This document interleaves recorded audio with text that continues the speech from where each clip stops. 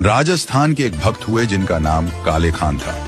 काले खान मंदिर में साफ सफाई का काम करते और पूरे दिन मंदिर में रहते और मंदिर में बैठ करके ठाकुर जी को ही निहारते रहते।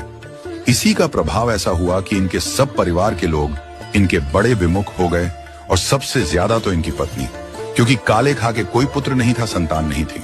यहाँ तक कि परिवार के अन्य लोग भी कहने लग गए, अपने बादशाह को भजता नहीं है, दूसरों के बादशाहों के पास जाएगा, दूसरों का बादशाह तो दूसरों की सुनेगा ना।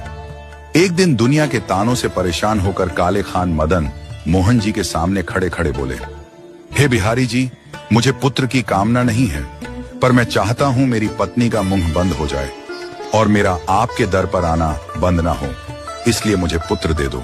अपने भक्त की प्रेम भरी पुकार सुनकर बिहारी जी ने कृपा की और कुछ समय बाद काले खान के यहाँ पुत्र ने जन्म लिया।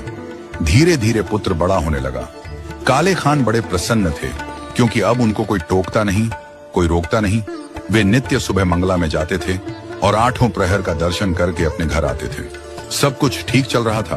अब पुत्र 8 वर्ष का हो गया और एक दिन यमुना किनारे खेल रहा था तो एक काले सर्प ने उसे डस लिया और पुत्र मृतक अवस्था में आ गया।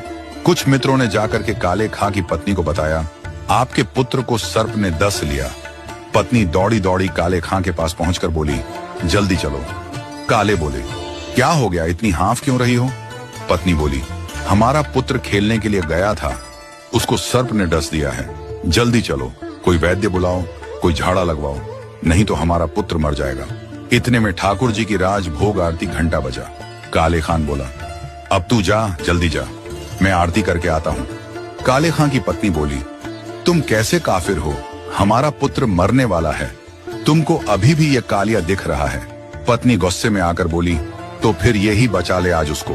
काले खां बिहारी जी को देख रहे हैं, नेत्रों से आंसू गिर रहे हैं। काले खां कह रहे हैं, आपको अच्छा नहीं लगता ना कि हम ठीक ठीक रहे, सब कुछ ठीक तो चल रहा था 8 सालों से, तो फिर आज कौन सा नया खेल खेल दिया आपने?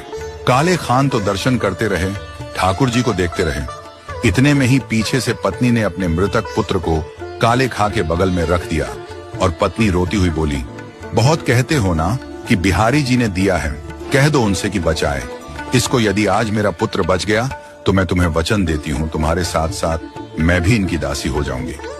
ये बात सुनकर काले खां की आंखें सजल हो जाती हैं और बिहारी जी से कहते हैं, हे नाथ, मुझे यह नहीं चाहिए कि आप मेरे पुत्र को बचाओ, मैं बस यह चाहता हूं कि मेरे परिवार ने आपको मुझसे दूर किया और उसमें कारण पुत्र की मृत्यु बने, तो मैं आपसे हाथ जोड़कर प्रार्थना करता हूं, इसको बचाओ।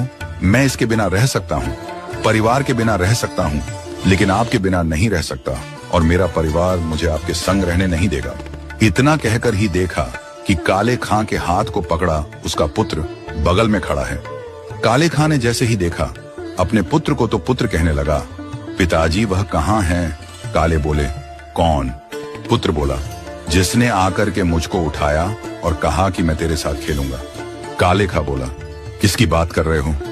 पुत्र बोला, सांवला सा था, उसमें से चंदन की सुगंध आ रही थी, कटाक्ष नेत्र थे पिताजी। इतना सुनकर काले खां ने अपने पुत्र को गोद में उठाया और कहा, सामने देख। जैसे ही मदन मोहन जी को देखा, 8 वर्ष के पुत्र के नेत्र भी सजल हो गए।